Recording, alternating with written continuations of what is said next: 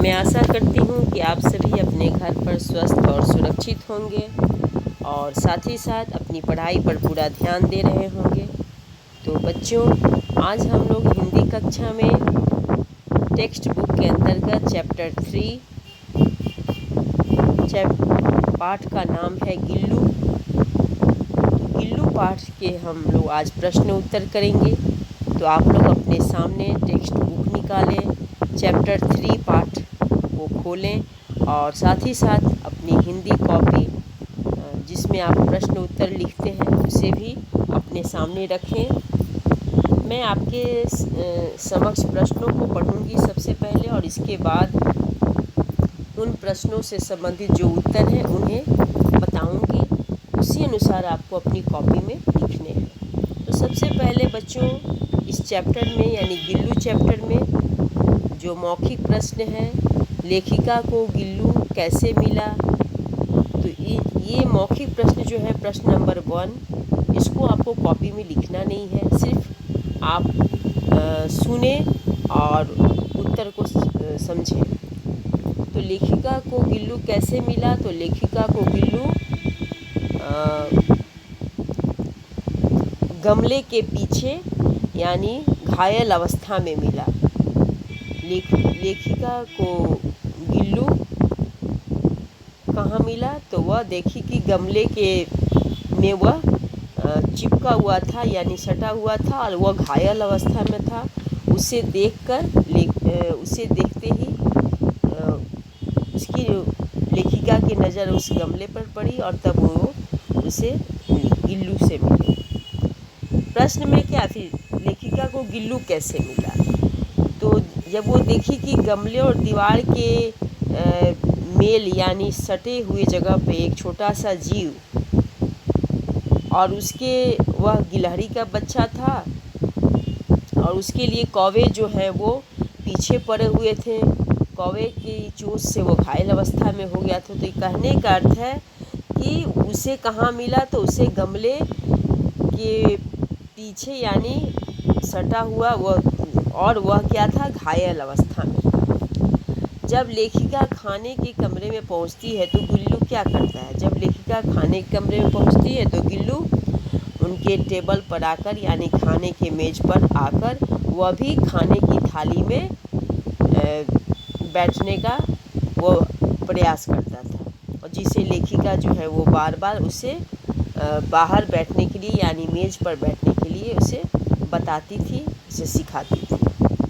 गर्मी से बचने का गिल्लू ने क्या उपाय खोजा। अब लेखिका के कमरे में एक सोराही यानी जो पानी का बर्तन जिसमें पानी को ठंडा किया जाता है, वह बर्तन रखा रहता था। उसी बर्तन पर वो क्या करता था,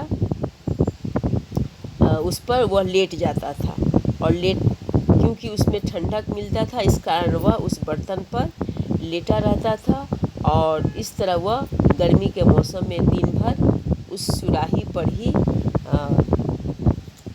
लेटा हुआ समय अपना बिताता था। इसके बाद है गिल्लू को कहाँ समाधि दी गई। तो गिल्लू को सोनजूही की लता के नीचे समाधि दी गई। ठीक है। तो ये जो थे मौखिक प्रश्न थे, इनका उत्तर मौखिक के रूप में ही आपको जानना है, इन्हें लिखना नहीं है। और इस तरह के प्रश्न जो हैं वो अब आगे जो प्रश्न है प्रश्न नंबर 2, उनको आप कॉपी में लिखें। सबसे पहले आप हेडिंग दें चैप्टर 3, पाठ का नाम लिखें गिल्लू और इसके बाद क्वेश्चन नंबर 2 शीर्षक दें निम्नलिखित प्रश्नों के उत्तर लिखिए, इसे आप लिखें। प्रश्न नंबर क लिखें, किसे देखकर लेखिका को गिल्लू का स्मरण हो आया, क्यों। ये प्रश्न आप लिख लिए। अब उत्तर लिखें। सोनजूही में खिली हुई पीली कली को देखकर लेखिका को गिल्लू का स्मरण हो आया क्योंकि सोनजूही की घनी लता से उसे प्रेम था और अक्सर उन लताओं में छिप कर बैठता था। जब लेखिका उन लताओं के निकट जाती तो वह अचानक उनके कंधे पर कूदकर उन्हें चौंका देता था। आज जब लेखिका सोनजूही की लताओं के पास पहुंची तो उन्हें गिल्लू की अनुपस्थिति की अनुभूति हुई। गिल्लू तो वहां नहीं था, लेकिन कौन जाने स्वर्णिम कली के बहाने आज वही मुझे चौंकाने पर आ गया। तो इस प्रश्न नंबर क में देखो बच्चों, दो प्रश्न जुड़ा हुआ है। किसे देखकर लेखिका को गिल्लू का स्मरण हो आया, यानी लेखिका ने क्या देखा कि उन्हें गिल्लू की याद आ गई और क्यों आई।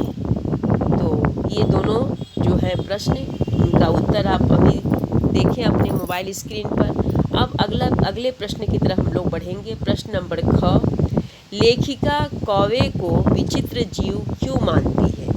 लेखिका कौवे को विचित्र जीव क्यों मानती है। अब इसका उत्तर आप जानें। उत्तर है, ऐसी यह अवधारणा है कि हमारे पूर्वज पितृपक्ष के समय हमसे कुछ पाने के लिए कौवे बनकर ही धरती पर आते हैं। कोई और पक्षी को यह सम्मान नहीं मिला है। कोई और पक्षी को यह सम्मान नहीं मिला। हम उस समय इनको आदर देते हैं। ठीक दूसरी तरफ इनकी आवाज़ काफ़ी कर्कश होती है। इनकी काँव काँव को हम अवमानना के अर्थ में प्रयुक्त करते हैं। इन सभी कारणों से लेखिका कौवे को विचित्र जीव मानती है। फिर से मैं इस प्रश्न का उत्तर दोहरा दूं। ऐसी यह अवधारणा है कि हमारे पूर्वज पितृपक्ष के समय हमसे कुछ पाने के लिए कौवे बनकर ही धरती पर आते हैं। कोई और पक्षी को यह सम्मान नहीं मिला। हम उस समय इनको आदर देते हैं। ठीक दूसरी तरफ इनकी आवाज़ काफ़ी कर्कश होती है। इनकी काँव काँव को हम अवमानना के अर्थ में प्रयुक्त करते हैं। इन सभी कारणों से लेखिका कौवे को विचित्र जीव मानती है। अब प्रश्न नंबर ग की तरफ बढ़ें। लेखिका का ध्यान आकर्षित करने के लिए गिल्लू क्या करता था। उत्तर देखें। लेखिका का ध्यान आकर्षित करने के लिए गिल्लू लेखिका के पैर तक आकर सर से पर्दे पर चढ़ जाता और फिर उसी तेजी से उतरता, और इस तरह वह तब तक करता रहता जब तक लेखिका उसे पकड़ने के लिए न उठती। यानी लेखिका का ध्यान आकर्षित करने के लिए गिल्लू क्या करता था कि लेखिका के पैर पर वह आता, यानी उनके पैर के पास, और उसी तरह से वह मेरे पैर तक आकर सर से यानी तेज़ी से वह पर्दे पर चढ़ जाता और फिर उसी तेज़ी से उतरता, और इस तरह वह तब तक करता रहता जब तक लेखिका उसे पकड़ने के लिए न उठती। प्रश्न नंबर घ, जाली का एक कोना खोल देने पर गिल्लू रोजाना क्या करता था। अब इस प्रश्न का आप उत्तर देखें। जाली का एक कोना खोल देने पर रोजाना उस रास्ते से बाहर चला जाता और दिन भर गिलहरियों के झुंड का नेता बना रहता। हर डाल पर उछलता कूदता रहता और ठीक 4 बजे वह खिड़की से भीतर आकर अपने झूले में झूलने लगता था। प्रश्न का उत्तर हुआ। प्रश्न नंबर अंग, गिल्लू अन्य जानवरों से किस प्रकार भिन्न था। गिल्लू अन्य जानवरों से किस प्रकार भिन्न था। लेखिका के पास बहुत से पशु पक्षी थे और सभी पशु पक्षियों का लगाव लेखिका के साथ था, परंतु उनमें से किसी को हिम्मत न थी कि वह लेखिका की थाली में खाना खाए। लेकिन गिल्लू उनसे अलग था।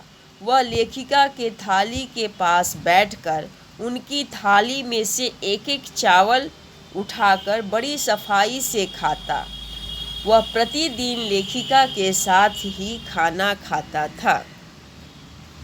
प्रश्न है कि गिल्लू अन्य जानवरों से किस प्रकार भिन्न था। तो लेखिका के पास बहुत से पशु पक्षी थे और सभी पशु पक्षियों का लगाव लेखिका के साथ था, परंतु उनमें से किसी को हिम्मत न थी कि वह लेखिका की थाली में खाना खाए। लेकिन गिल्लू उनसे अलग था।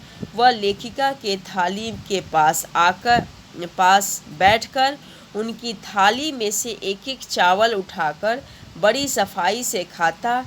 वह प्रतिदिन लेखिका के साथ ही खाना खाता था। अब प्रश्न नंबर जो 6 है बच्चों, उसे तुम काट दो। ये प्रश्न जो है वो नहीं करना है, ठीक है। प्रश्न नंबर 6 को काट दो, इस प्रश्न का उत्तर नहीं लिखना है। अब ये है प्रश्न नंबर 3। वाक्य में प्रयुक्त गलत शब्दों को काटकर उसके स्थान पर सही शब्द लिखिए। यानी ये वाक्य जो लिखा हुआ है, यहाँ पर जो शब्द गलत है उसको हटाकर आपको फिर से इस वाक्य को शुद्ध रूप से लिखना है। तो प्रश्न को आप देखिए, पहले हेडिंग लिख लीजिए अपने कॉपी में। प्रश्न है क, अब तक वह सोन जूही की जड़ में मिट्टी होकर मिल गया होगा। वह तो अब तक इस सोन जूही की जड़ में मिट्टी होकर मिल गया होगा। ख, कौवा प्रियजनों के आने का संदेश मधुर स्वर में देता है। क्या होगा? कौवा प्रियजनों के आने का मधुर संदेश अपने कर्कश स्वर में देता है। इसके बाद है प्रश्न नंबर घ, लघु प्राण का रुई से रक्त पोंछकर घावों पर डिटॉल का मरहम लगाया। ये वाक्य ऐसे ही गलत है क्योंकि लेखिका ने डिटॉल का नहीं पेंसिलिन का मरहम लगाया था। तो इसको किस तरह से लिखेंगे? लघु प्राण का रुई से रक्त पोंछकर घावों पर पेंसिलिन का मरहम लगाया। ठीक है। अब घ पर ध्यान दें। 3-4 साल में उसके स्निग्ध रोए और चमकीली नाक सबको विस्मित करने लगी। अब इस सेंटेंस में वाक्य में क्या है? साल। ये साल जो शब्द है ये गलत है। इसके बाद चमकीली नाक ये गलत है। तो इसको हम लोग कैसे लिखेंगे? 3-4 मास में, मास मतलब महीना। तो यहाँ पर क्या होगा? 3-4 मास में उसके स्निग्ध रोए और चंचल चमकीली आँखें, नाक के जगह पर आँखें होंगे, सबको विस्मित करने लगी। ठीक है। अब अंगा, बाहर की चींटियाँ खिड़की की जाली के पास आकर चींची करती थी। तो यह शब्द जो वाक्य में चींटियों की आवाज़ कभी आपने सुना है? नहीं। तो ये जो शब्द है ये गलत है। तो यहाँ पर चींटियाँ हटाएंगे तो लिखेंगे क्या? बाहर की गिलहरियाँ खिड़की की जाली के पास आकर चींची करती थी। अब ये जो है क्वेश्चन नंबर 4 यानी 4, इसे आपको नहीं करना है। अगर ऐसा होता तो ये कल्पना का प्रश्न है, इसको आप नहीं कीजिएगा।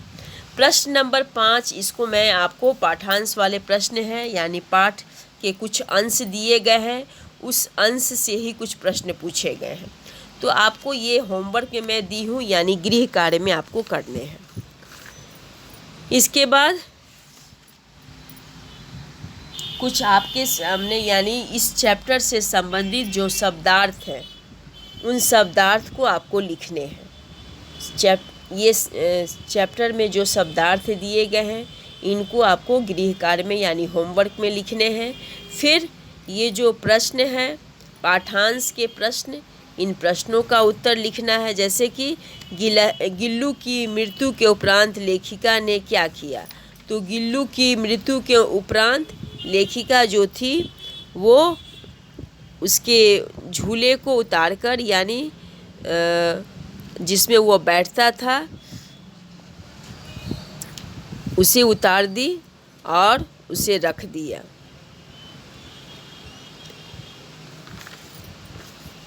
यहाँ पर होगा कि लेखिका गिल्लू की मृत्यु के उपरांत लेखिका ने क्या किया, तो उसका झूला उतारकर रख दिया गया और खिड़की की जाली बंद कर दी गई। ठीक है, ये पाठांश वाले प्रश्न का मैं उत्तर बोल रही हूँ। तो ये आपका होमवर्क है, लेकिन मैं आपको इसका उत्तर भी मौखिक रूप में बता देती हूँ। गिल्लू की समाधि कहाँ बनाई गई, क्यों? तो गिल्लू की समाधि सोनजूही की लता के नीचे बनाई गई। और क्यों बनाई गई? क्योंकि उसे सोनजूही की लता से काफ़ी लगाव था, प्रेम था। ठीक है,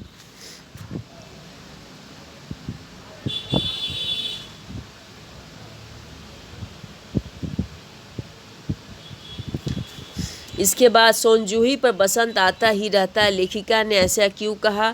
क्योंकि हर बसंत के मौसम में सोनजूही पर जो है वो नए नई कलियां खिलती थी, फूल दिखते थे, तो इसलिए लेखिका ने ऐसा कहा। हर वर्ष बसंत के मौसम में सोनजूही की लताओं पर नई नई कलियां खिलती थी और फूल जो थे वो दिखते थे, इसलिए लेखिका ने ऐसा कहा।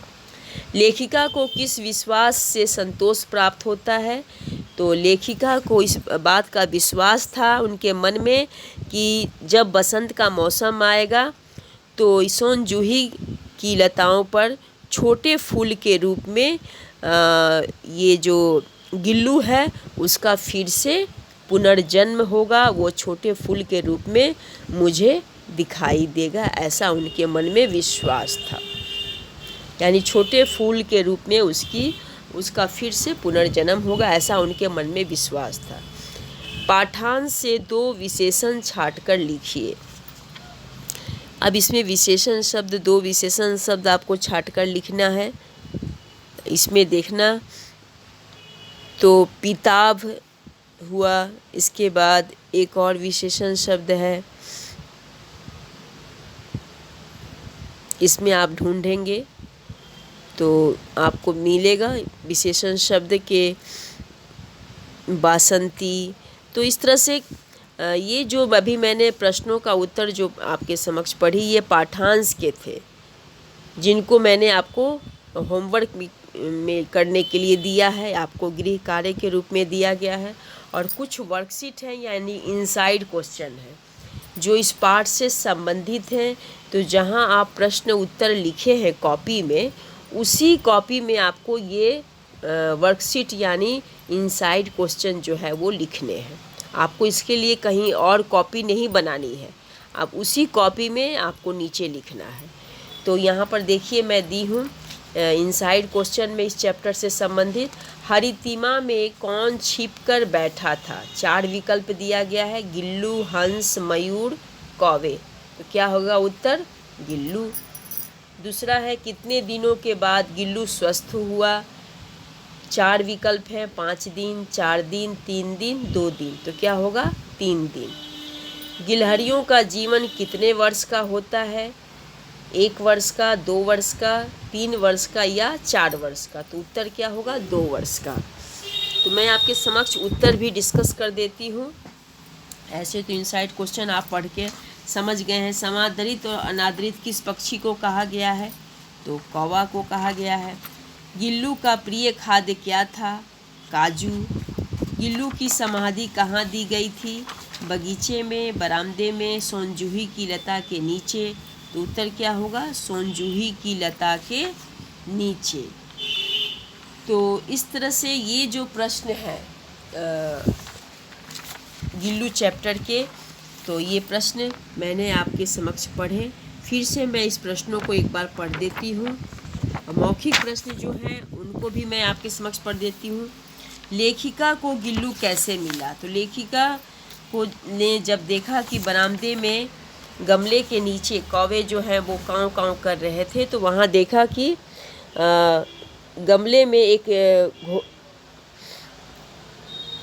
गमले से एक ये गिलहरी का छोटा सा बच्चा जो है वो चिपका हुआ था और उस पर लेखिका की नज़र पड़ी और इस तरह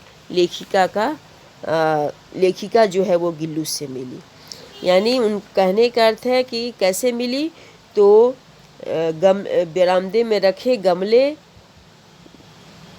पर जब उन्होंने देखा कि कौवे जो है वो काँव काँव कर रहे थे, तो अचानक उनकी नज़र पड़ी, जिस पर देखा उन्होंने कि गिलहरी का छोटा सा बच्चा गमले से चिपका हुआ था। जब लेखिका खाने के कमरे में पहुंचती तो गिल्लू क्या करता था? जैसे ही वो खाने के कमरे में पहुंचती थी, वो खिड़की के रास्ते होते हुए वह टेबल मेज पर आ जाता और आकर उनके साथ थाली में बैठ जाना चाहता था, लेकिन बहुत कठिनाई से वे उसे बैठना सिखाई और इस तरह वह उनके साथ खाना खाता था। गर्मी से बचने का गिल्लू ने क्या उपाय खोजा?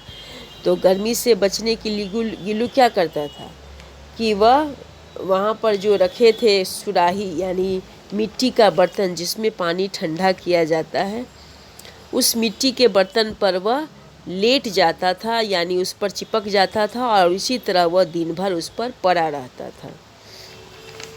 इसके बाद है गिल्लू को कहाँ समाधि दी गई? तो गिल्लू को सोनजूही की लता के नीचे समाधि दी गई। फिर से मैं उत्तर को पढ़ देती हूँ। किसे देखकर लेखिका को गिल्लू का स्मरण हो आया? क्यों? तो सोनजूही में खिली हुई पीली कली को देखकर लेखिका को गिल्लू का स्मरण हो आया, क्योंकि सोनजूही की घनी लता से उसे प्रेम था और अक्सर उन लताओं में छिपकर बैठता था। जब लेखिका उन लताओं के निकट जाती तो वह अचानक उनके कंधे पर कूदकर उन्हें चौंका देता था। आज जब लेखिका सोनजूही की लताओं के पास पहुंची तो उन्हें गिल्लू की अनुपस्थिति की अनुभूति हुई। गिल्लू तो वहाँ नहीं था, लेकिन कौन जाने स्वर्णिम कली के बहाने आज वही मुझे चौंकाने ऊपर आ गया हो। प्रश्न नंबर ख। लेखिका कौवे को विचित्र जीव क्यों मानती है? ऐसी यह अवधारणा है कि हमारे पूर्वज पितृपक्ष के समय हमसे कुछ पाने के लिए कौवे बनकर ही धरती पर आते हैं। कोई और पक्षी को यह सम्मान नहीं मिला। हम उस समय इनको आदर देते हैं। ठीक दूसरी तरफ इनकी आवाज़ काफ़ी कर्कश होती है। इनकी काँव काँव को हम अवमानना के अर्थ में प्रयुक्त करते हैं। इन सभी कारणों से लेखिका कौवे को विचित्र जीव मानती है। प्रश्न नंबर ग।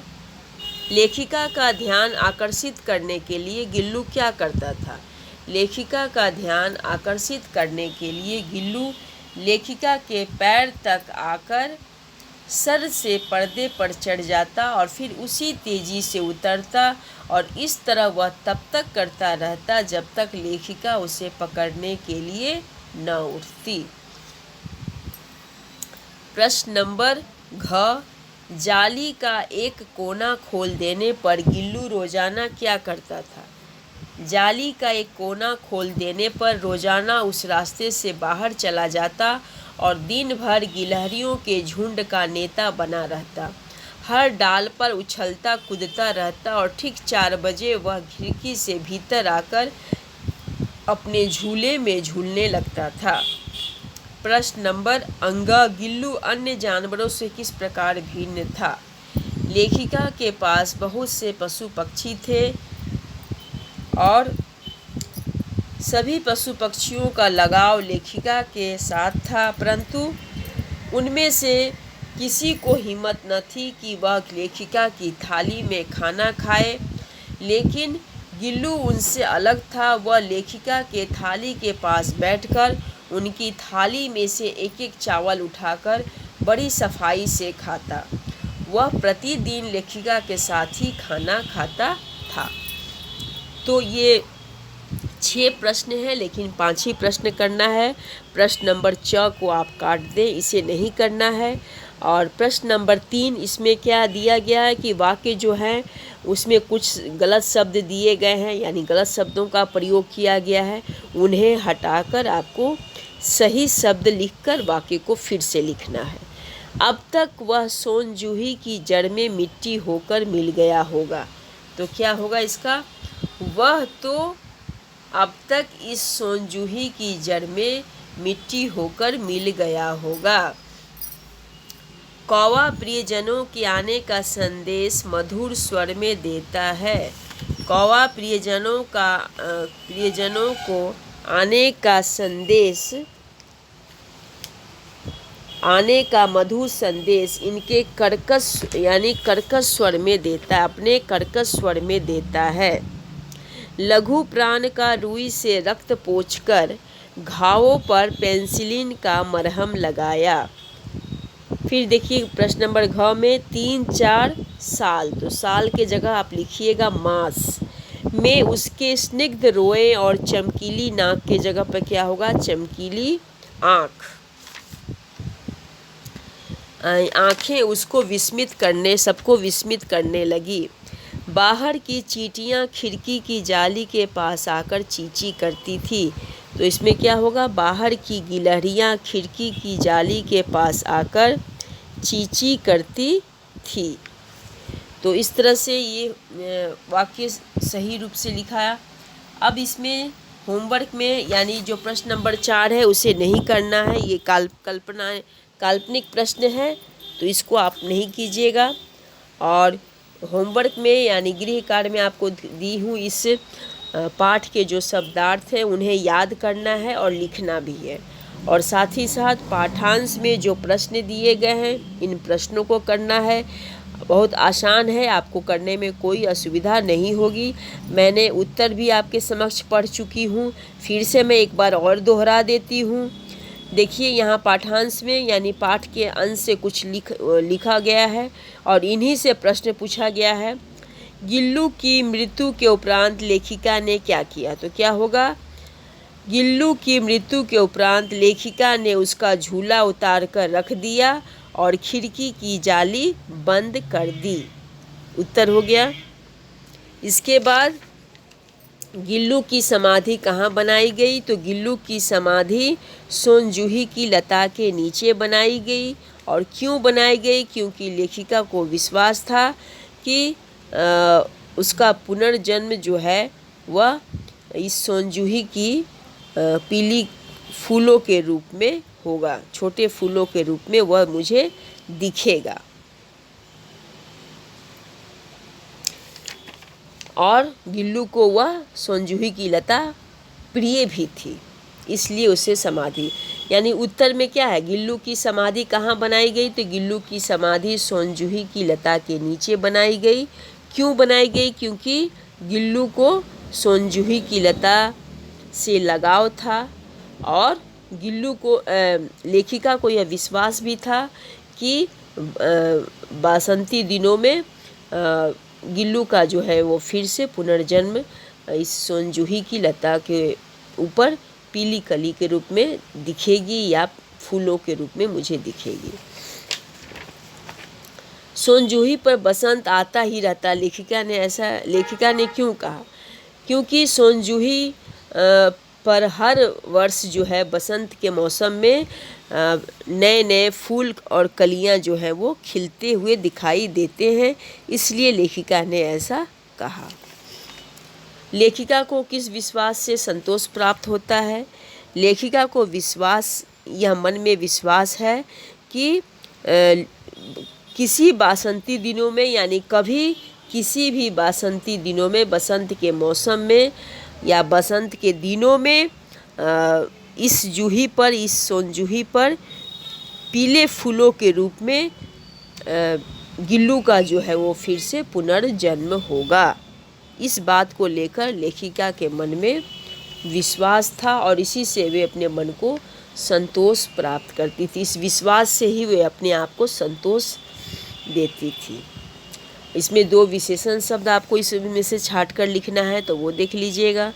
और बासंती है, इसके बाद एक और होगा, दूसरा आपके सामने किताब, इस तरह से। और कुछ वर्कशीट के रूप में मैं जो दी हूँ ये इनसाइड क्वेश्चन है, तो इसे भी आपको जहाँ आप इस चैप्टर से संबंधित प्रश्न जो लिखे हैं उन प्रश्न उत्तर के बाद उसी कॉपी में आपको वर्कशीट यानी इनसाइड क्वेश्चन आंसर करने हैं। इसके लिए आपको अलग कॉपी नहीं बनानी है।